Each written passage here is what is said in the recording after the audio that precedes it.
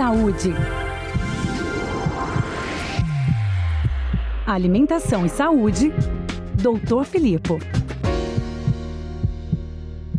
Olá, amigos da Jovem Pan, quero falar com vocês hoje sobre um tema que é microbiota e controle do peso corporal. Em primeiro lugar, o que é microbiota? Microbiota é o termo que se usa hoje para se referir ao termo antigo chamado de flora intestinal. Então, antigamente se chamava microbiota de flora intestinal, que é o conjunto desses micro-organismos, principalmente bactérias, mas também existem fungos e vírus que habitam o nosso corpo. Se a gente for pesar toda essa microbiota do nosso corpo, dá por volta de 1,5 kg, 2 kg, quer dizer, o peso do nosso cérebro. Como assim? É verdade, é um pouquinho chocante. Então a gente vê que toda essa quantidade de micróbios que vivem dentro de nós tem toda uma composição também genética que interagem com a genética do nosso corpo. Nós temos no nosso corpo muito mais genes de micróbios, de bactérias, do que de células humanas. E é interessante a gente pensar nisso, né, como seres humanos, toda a interferência que a gente acaba tendo desses seres que habitam o nosso corpo. E dependendo desse equilíbrio dessa nossa microbiota intestinal, a gente pode então ter interferência tanto no nosso humor como no próprio controle da nossa fome e saciedade. Por quê?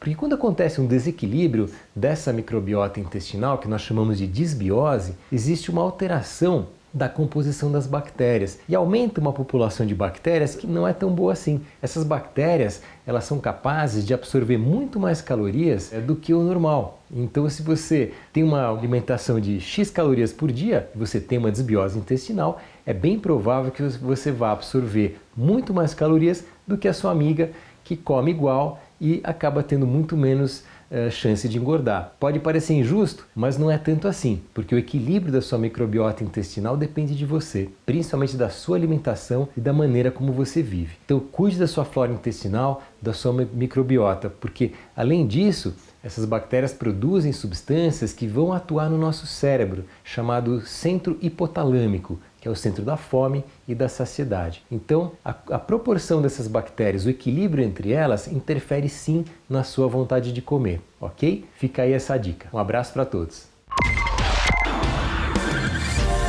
Saúde. Alimentação e saúde, Dr. Filippo.